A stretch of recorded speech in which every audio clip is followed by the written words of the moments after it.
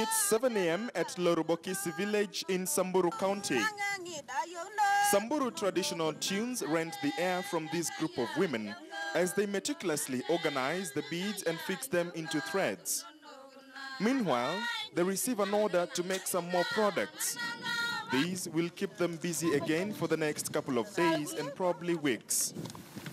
The order is to make leather handbags and some ornaments.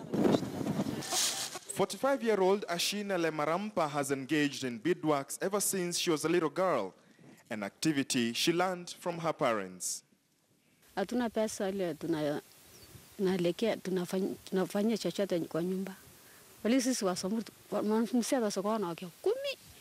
Lakini kitu hasikutufikia. Lakini sasa nimepata faida kubwa sana. In the past, they used to make products free of charge, she tells us. However, things have now changed. Unapata tu mwezi unapata pesa yako tu kwa nyumba wakati nakaa kwa nyumba. Samani tunachananga changa tunashona tu mtu free. Lakini tumejua sasa hii changa mtupeleka mbali. Watu wako shule, mwingine wako college, mwingine wako secondary. Ashina's friend, 45-year-old Veronica Lengishili, is a mother of 4. She silently weaves one bead after another, perhaps thinking of what she has been through. Her face tells it all. At a very young age, a crocodile attacked her and left her face disfigured. Maisha yangu ni ngumu kwa sababu mimi ni mtu ambaye yani ninajiona kama si mtu kwa sababu accident bande moja yani kama nadharuliwa hivyo. Lakini nilipokuja nikapata training ya NRT nikaona kweli maisha ni mazuri. Due to her disability, she didn't complete her secondary school education and ended up getting into the family way. Her mother and other relatives have engaged in beadworks, something she took up as well. It was the noble thing that girls did back then. Imenitoa mbali kabisa kama sio hii shanga mimi mwenyewe sijui ningekuwa kwa sababu sijasoma, sina kazi, sina kitu yote na mimi ni mama.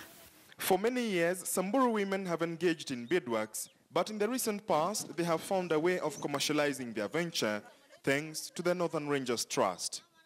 It goes through a costing and pricing process, which includes coming up with a sample, and then we sit down with the women, estimate what materials is needed, how long does it take, and then we pay the women per labor rate, the number of hours it takes.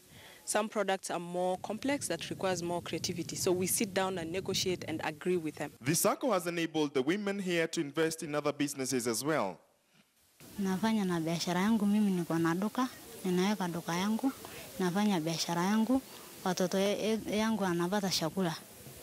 We joined the circle some time back and we have seen its benefits. We save money in the circle, and for instance, if you need to pay school fees, you'll take a loan, and since you make money, you will repay the loan comfortably. My life has changed ever since I joined the circle, and my savings allow me to apply for loans. I buy and sell goods and also run a fuel pump. Both businesses have grown and I would like to gain more. Meet Lemula Lekumoisa, a 35-year-old Moran from Naisuninjai village. He was involved in cattle raiding like his age mates before joining Moran's circle.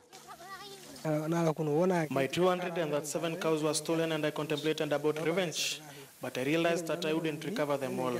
I worked with a road construction firm for about 7 months and I used my salary to buy the first batch of animals.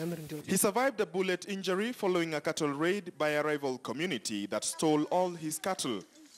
He was educated on doing businesses, and after applying for loans, he was able to double his cattle. And now, he is looking forward to enrolling his firstborn child to nursery school. By the time I was marrying my first wife, I had about 100 cows. I understood how circle business works and I've been encouraging other Morans to join the circle. If I knew about it back then, I wouldn't have gone trade. As the years go by, nomadic communities have assimilated education and are slowly eradicating FGM.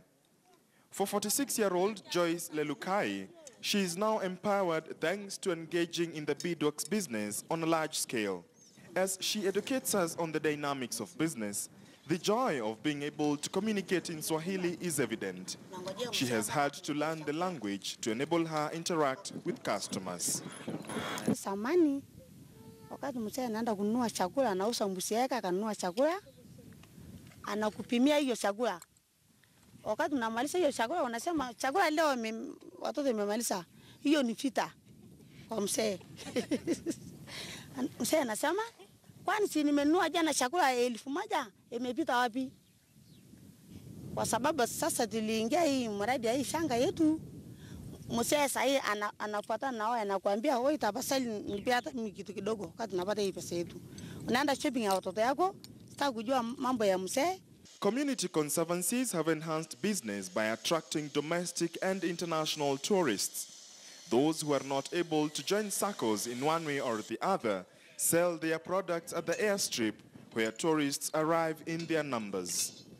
We have groups of women who then organize themselves in what we call a network of production. So basically we have what we call the Star Bidders Network, and Star Bidders are basically business leaders. The women here are empowered to not only depend on cattle, but also engage in businesses, a move that appears to have paid dividends looking at their new permanent houses. The manyatas are temporary structures that have provided shelter to the Samburu community, which means that they have to move from one place to the other. But the beadwork enterprise has provided a source of income to the Samburu women, and their products are sold to the international market, such as these coasters, which are destined for Australia. And for Joyce, the beadwork enterprise has enabled her not only to take her children to school, but to also build a permanent shelter that is behind me, a place she can now call home. George Maringa, KTN News in Samburu County.